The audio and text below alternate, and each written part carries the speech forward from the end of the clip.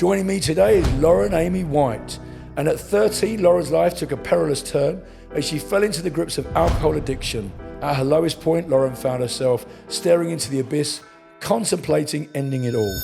The one thing that I loved about drinking was that I'd walk into a room and I didn't have to think about anything. I can go up to that guy and kiss him. Let's say you met a guy tomorrow, you go out for a meal and he wants a couple of beers. How do you deal with that? I don't think there's any issue with the couple of beers. It's when they're on a different level with me and they're really drunk.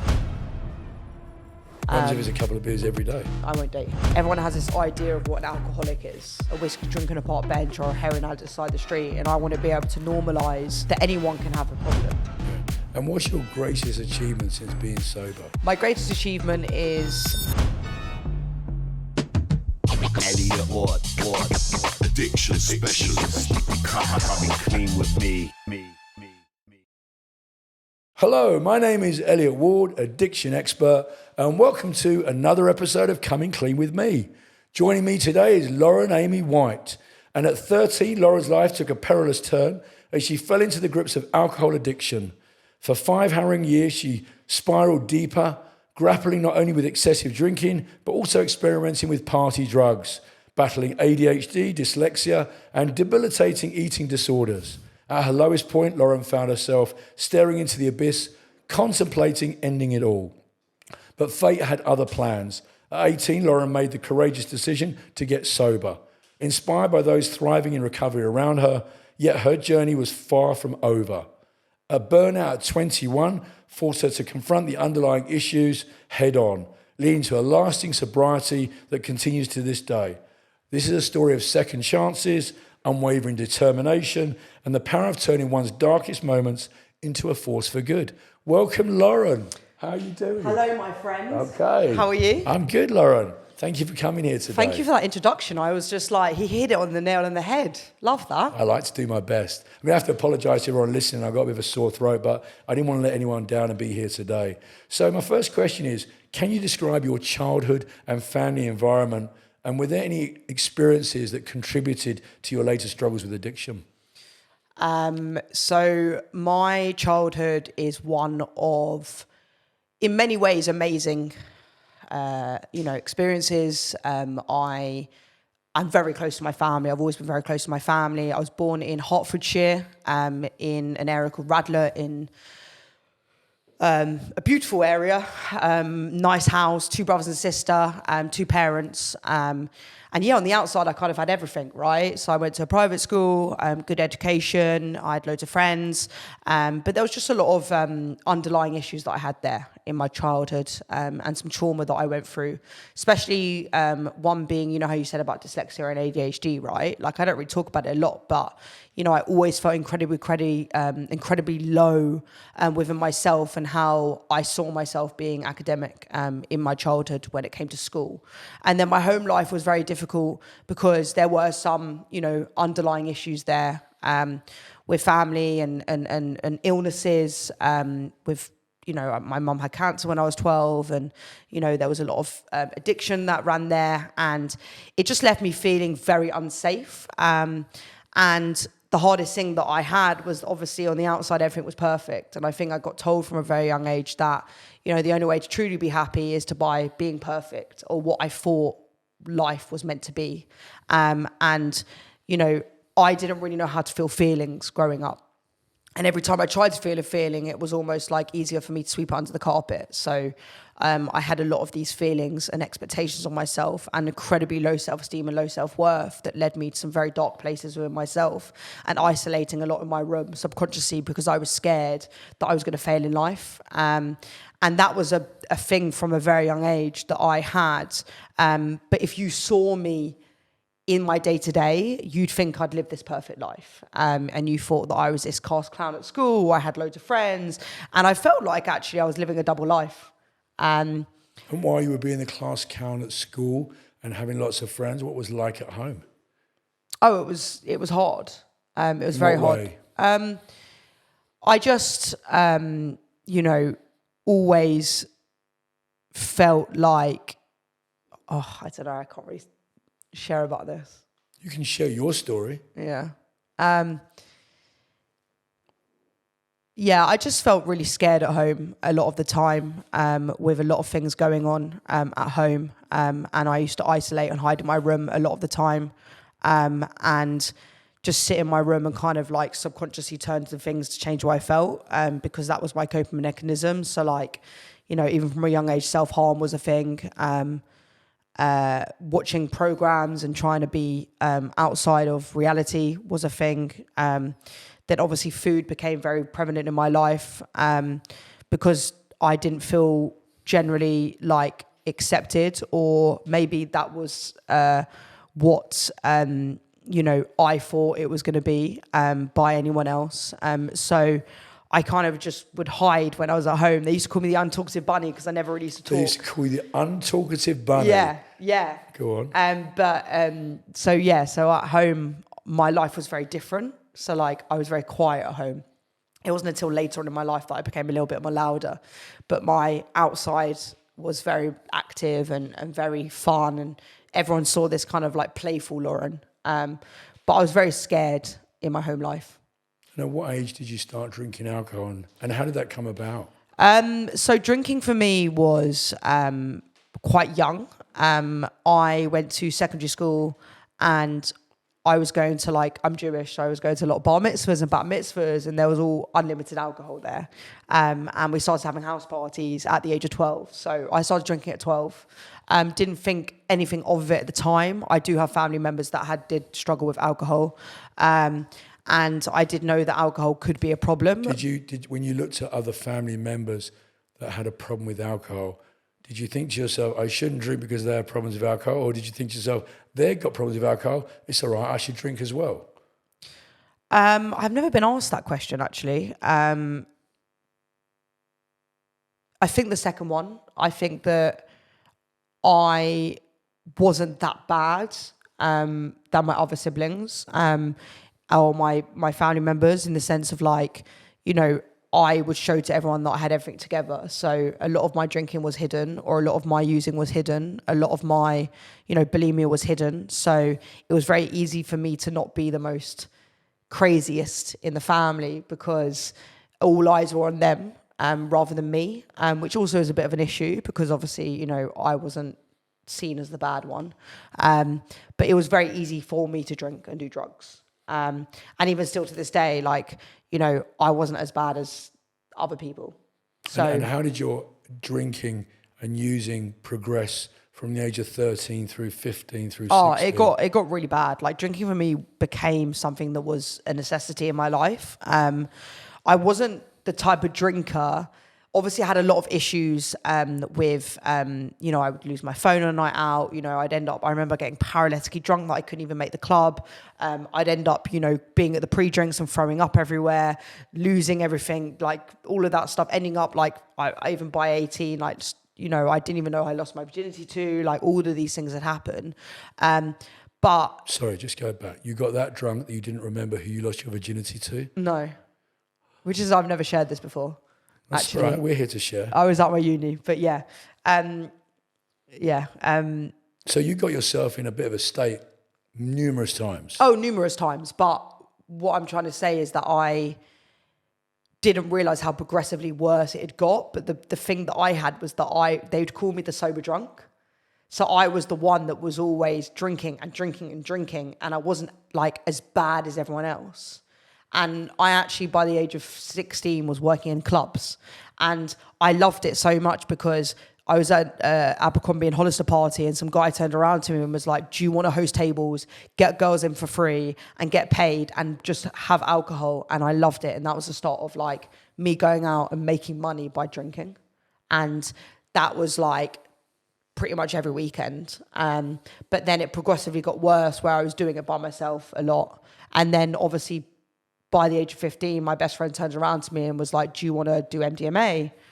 And that was when all the rave scene started for me. And I just I don't think I had a problem with drugs and alcohol, but MDMA and ecstasy was the start of some sort of love that I had, because it just made me feel from all those feelings and emotions that I didn't have at that time by, people around me and the love that I had myself, MDMA and ecstasy took away and gave me all of that. And gave you an identity. it gave me identity, but also gave me that element to feel my feelings, which weren't obviously real feelings. And then obviously from 12, when I started drinking to like 18, you know, I said I'd never do drugs again. I'd never drink again and all of these things. And it was just a progressive illness that was non-stop. Things that I'd said I'd never do, I did. Such as? Ketamine, I'd said I'd never do. I went through a thing that I had a rare condition called malignant hypothermia, where I'm allergic to anesthetics. And they always said to me, like, the one thing that could be really dangerous for you is ketamine. And by the age of 18, I was like going to raves and doing ketamine. And when did you realise that the drinking would become problematic?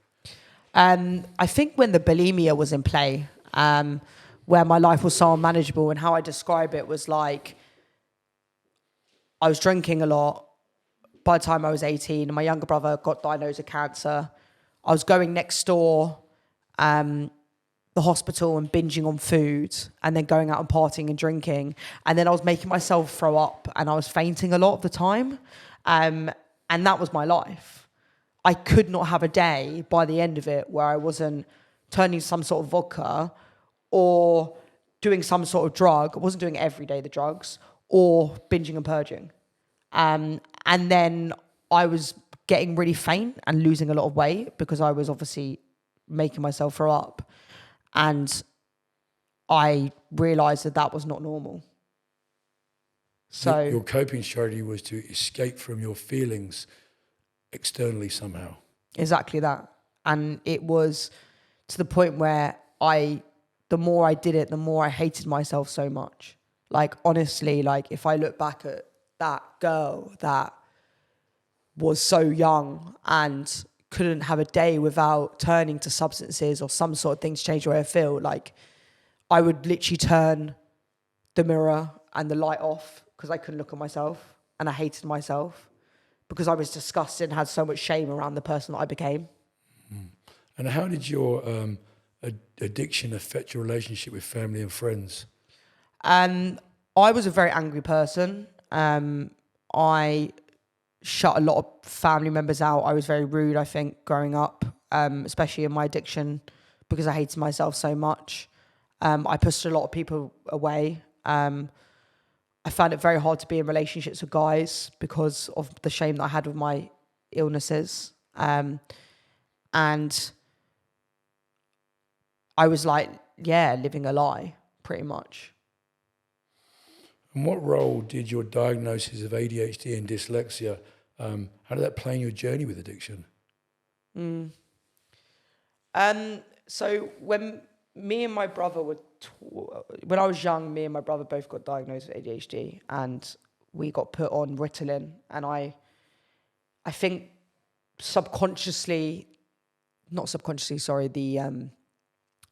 taking the medication was a big factor in me being dependent on substances.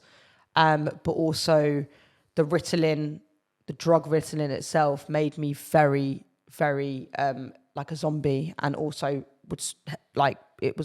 helped me lose weight. So I think that also played on a big part of my eating disorder. And even now they talk about Ritalin being quite a difficult drug.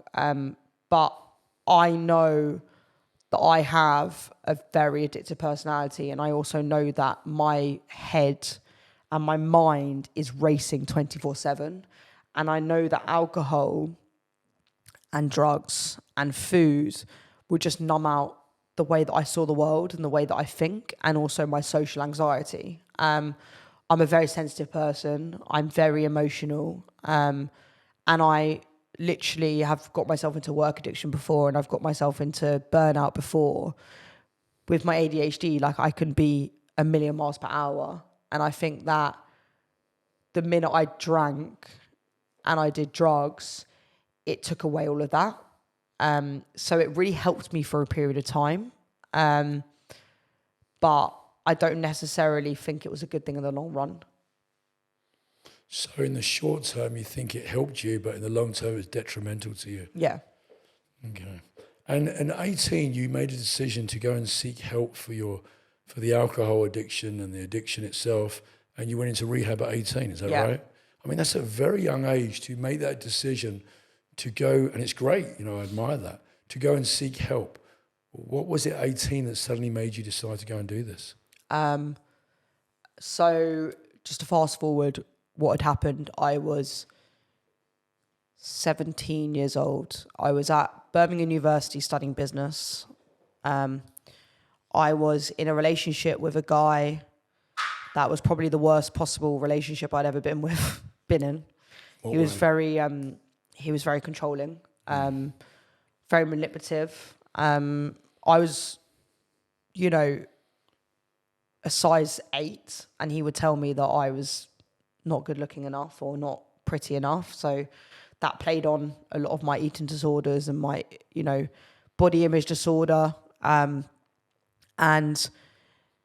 I did have in my childhood a lot of stuff happening, a lot of negative stuff happening over and over again.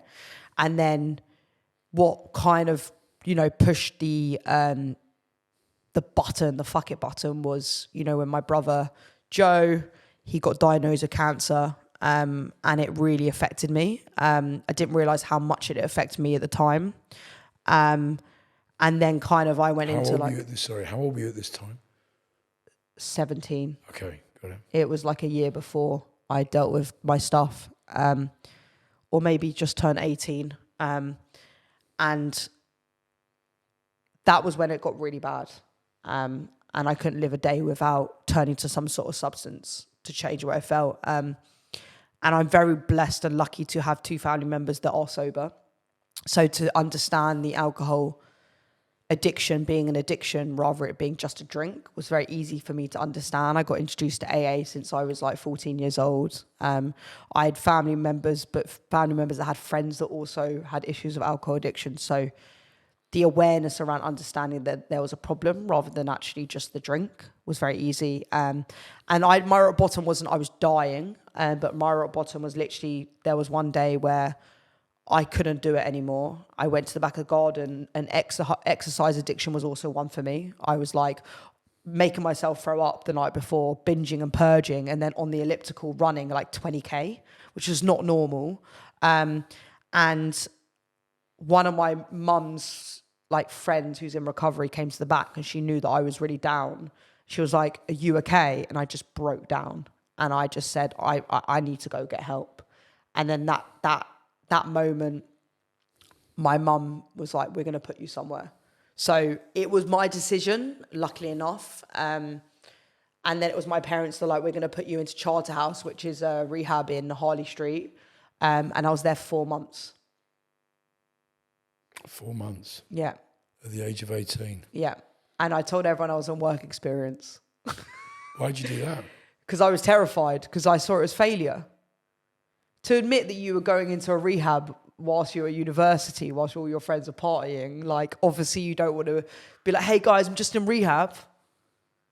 You know? You said to me that your mother had a problem with alcohol, your brother had a problem with alcohol. So, you know, as you evolved through your recovery journey, how did your relationship and dynamics between you and your mum and your brother, how did that change? So much.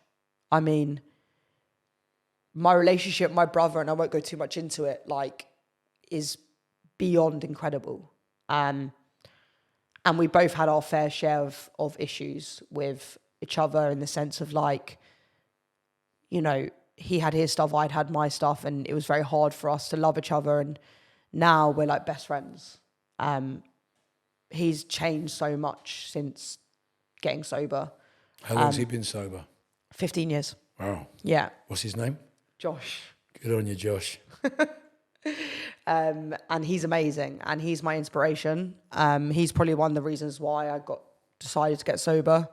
And then my mum and I generally have had an up and down relationship, but now we are generally close. Is your mum sober? She's 10 years sober.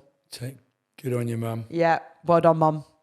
Maybe she could be longer, but yeah. And I just think that to see them go through the process of recovery from hating themselves and doing what they did, I knew that I wanted that. I knew that also I had no hope of being a happy person if I was still in the place that I was in. But if I'm truly honest, I want people to know that just because you get sober doesn't mean you don't have shit. Like you had just described, I went back into rehab at 21. I went insane. I made myself ill from a work addiction by just burning out, having undiagnosed colitis because I had not dealt with what was actually going on. I won't go too much into the discussing parts of it, but I had a symptom that was really bad that I ignored.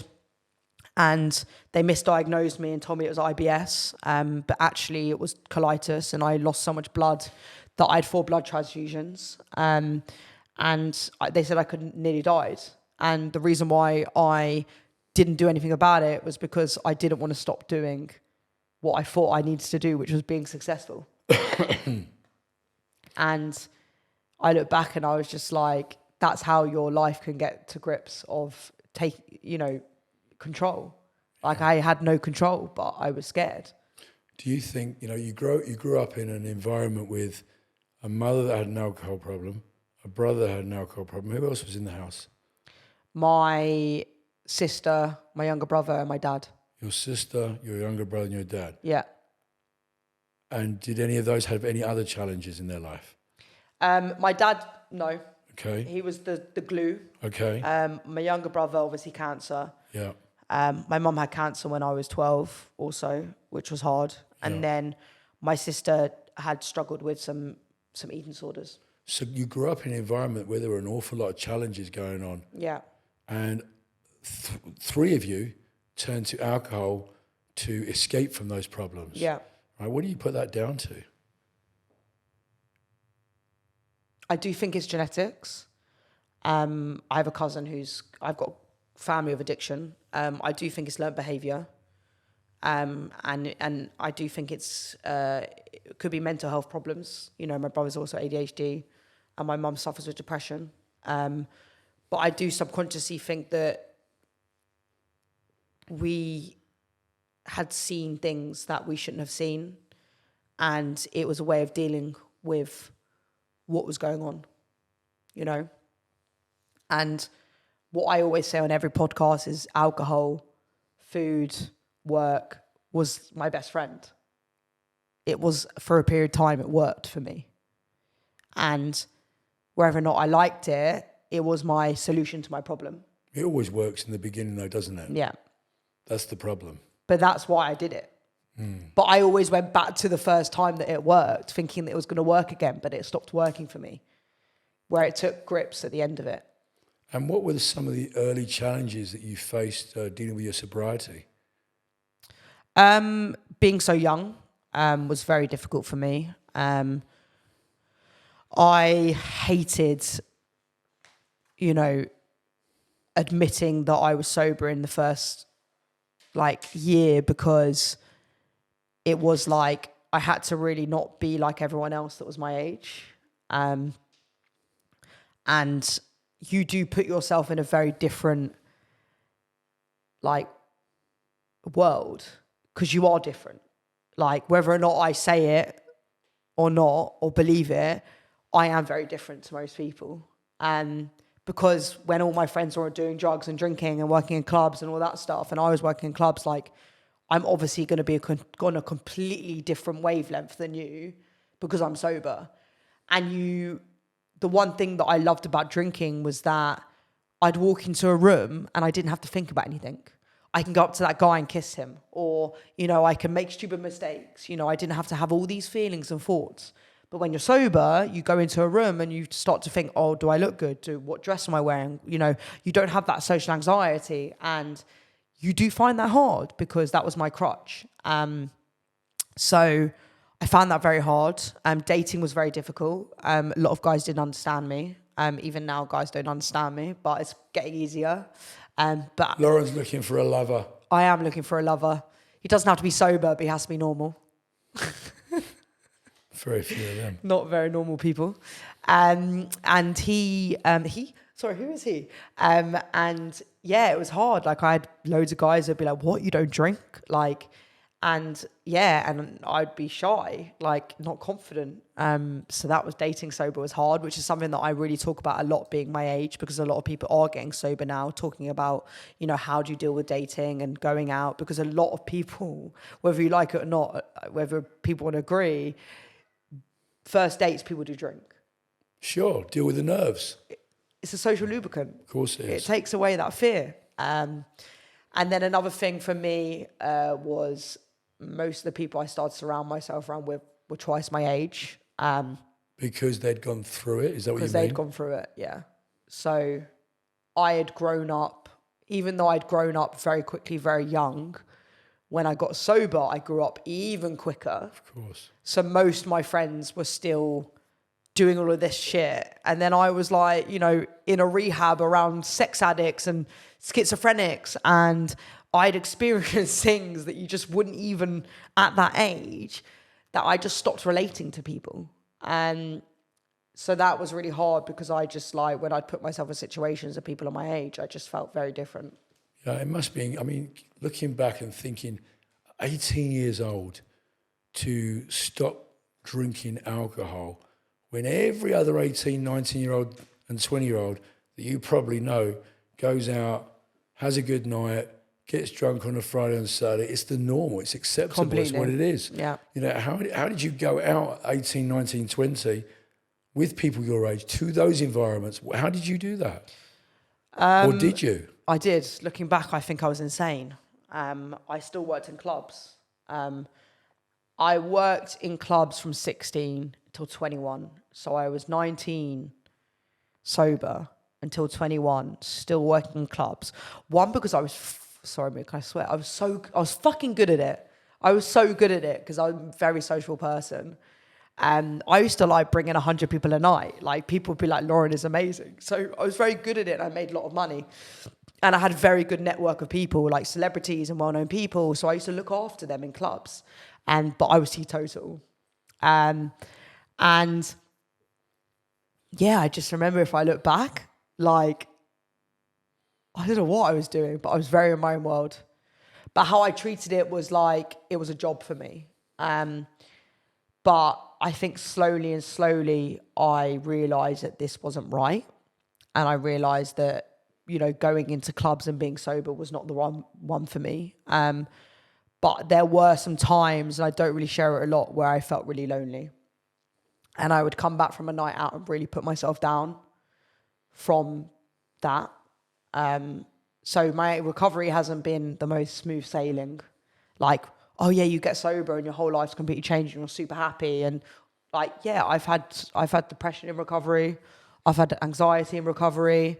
I've had the work addiction in recovery. I've gone back to my eating disorder in my recovery, not bulimia, but binge eating. And I think it's because, one, of my racy mind, of the thoughts and feelings that I have. Two, that I put a lot of pressure on myself. I have a lot of expectation on myself. I'm a perfectionist, and I still had a lot of battles with that whilst being in recovery. And three, I think a lot of us in society, we compare ourselves. So my journey in the last, so I'm 11 and a half years, or 11 years sober. My journey has really changed. And what really changed to me was where I stopped giving a fuck what people think. I started doing life for me. How did you do that? Lessons. I've made a lot of mistakes. I've been taken advantage of by people. I've obviously burnt out. I've learned that burnt out wasn't right for me. I've put myself into environments where, in my gut feeling, I've known it's not been right, but I've done it anyway because of my ego and pride. And then I've left and felt shit. So it's been years and years and years of almost really having awareness about myself, knowing what actually truly makes me happy, because I haven't been happy. I mean, I moved to Bali like 6 months ago, leaving my full-time job, burnt out and stressed, and generally going, I'm not going to do that anymore. But the more sober I've been, the more I've learned what's right for me, the more I started motivational speaking, change people's lives, purpose, putting boundaries in, the more my self-esteem has grown. So it's taken years for me to get there, but now I know what truly makes me happy. I know the minute I walk into a club and I'm surrounded by people that actually don't really care about me, but it's all about what I look like and my status and, you know, me wearing makeup and how many followers I have. I know that truly deep down, I'm not really accepting myself. So I don't do it anymore. I prefer going for a run and getting up and eating well and going on the beach. So it's about finding my authentic self, which recovery has given me because I've become my authentic self by being away from substances. And what coping strategies have you found most helpful in maintaining your sobriety? So breath work's really helped me. I really highly recommend it. Meditation's really helped me. I know it's all woo-woo, but generally just that. Like, so it's not about woo-woo, it's about what fits comfortably for you. Well, what's right for someone else might not be right for them. Exactly. It's what fits for you. Exactly. So what I want to know is, what are your coping strategies? So my coping strategy is like taking a step back, sitting down and asking myself questions like, are you doing what like makes you happy? Are you, you know, slowing down for me? So like I'd always do like a journal or checklist or check in throughout the day of how I'm really feeling. Look at my week, like structure has helped, fitness has helped, looking at my week plan. Structure's a great one. Yeah.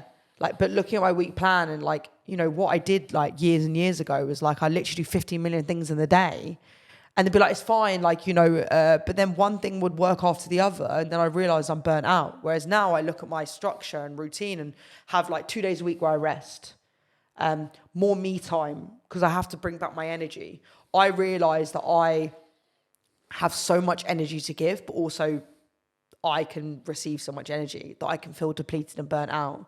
So I've really had to really take a step back and slow down. Fitness changed my life. That's my coping strategy. I get up and go for a run. Being around good people, my environment is everything. So I always look around who I spend my time with. Trying to think of what else. Stop people pleasing. So like really gone in tune with who I am and what actually I want to do. If I don't want to do something now, I don't do it. It's really helped me. And radical acceptance, so like DBT stuff, emotional regulation, radical acceptance, accepting myself for who I am, where I am at this moment in time, really, really helps me. Realizing my thoughts are not valid. You know, I just said to you literally just now, I was like, I feel fat. Or I've got body dysmorphia. Like my head can tell me these things. I can look at a photo of me and think I'm fat. I think a lot of women relate to this. Even I think men. a lot of people relate to that. And I can look at that. But what I've done is now what I do is I do the opposite of my thinking. I change the way that I think and go, that's not reality. Just because I think I'm fat doesn't mean I'm fat, you know? So I've rewired the way that I think about things as well, which has really helped me. Yeah. I mean, you're still young. You're still 31, right? I'm a baby. Wow. Okay, I wouldn't go that far. No, you're still 31. I'm convincing myself. And that means you go out. How do you deal with going out with other people that are drinking? Let's say you met a guy tomorrow and you go out for a meal and he wants a couple of beers. How do you deal with that? I don't think there's any issue with the couple of beers. It's when they're on a different level with me and they're really drunk. What happens if it's a couple of beers every day? Yeah, I won't date him. So if someone drinks 2 pints every day, you won't date them? No, 2 pints I don't think is that bad. If they were drunk, I wouldn't date them. Okay, so you don't mind them drinking. I don't mind them You just don't want them drinking. to get to a point where they don't know what's going on. Exactly. Okay. So I was in, I probably shouldn't share this, but I am. But I was actually in Bali dating a guy who, it's a French guy. French people don't believe in alcoholism. They actually I think you could say that about many cultures. You know, I was in Spain last week. It's very similar. I was in Italy last month with a friend of mine. They're like, what? I drink for breakfast. Yeah, like, it's normal, right? Yeah. It's the cultural upbringing. Yeah. So you're in Bali and you're dating a French guy that's a drinker. And he's like Then what smoking happens? 20 cigarettes a day. Okay. And drinking a lot. Okay. And I just couldn't do it. You I got found rid of very him. uncomfortable. Yeah, I got rid of him.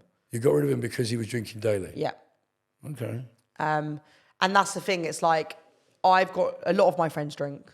A lot of my friends don't drink. So when you go out with them and they're drinking, it doesn't bother you? Doesn't bother me anymore. You can be in that environment? Yes. And you're comfortable with it? Yes. Okay. And you can date someone that drinks and it doesn't bother you. Yes. That's good. That's good. What did you lose through your addiction, though? I didn't really lose anything. If I'm totally honest, no. It didn't get that bad to the point where I was dying. But it could have got bad. Okay. And I was very lucky to nip it in the bud. Like how I see it, it was going down a bad route. So I decided to get sober earlier on, whether or not it was my choice in my head, than it getting worse, because it would have got bad. Okay. And what's your greatest achievement since being sober? My greatest achievement is working for the Amy Winehouse Foundation, doing talks, going into schools. Then working. You do that? You go into schools? I was going into schools. Can you tell me how's that work? Oh, I was going into schools and doing talks around my story. About how you got sober? About how I got sober. To encourage children to do the same. Yes. And to not drink? Yes. That's commendable. It was amazing.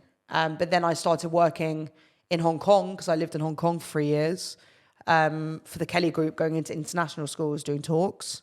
And then I was, going into festivals. I'm doing a talk tomorrow at a festival around self-sabotage. Nice. Talking to people of your generation? My generation. Nice. Yeah. Doing a talk at the end of the month around addiction, mainly my story and how I found my authenticity through addiction. I think that's a great thing. I think it's a great thing to be able to inspire other people to share your story. I think I'm all for that.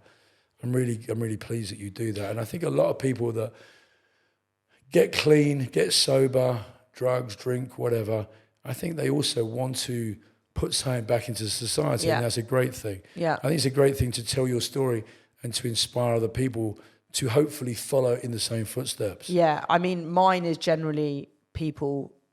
I want to normalize the word, right? I want, like, everyone has this idea of what an alcoholic is, a whiskey drinking a park bench or a heroin addict beside the street, and I want to be able to normalize that anyone can have a problem, and also people at my age can have issues, and there's no shame around it.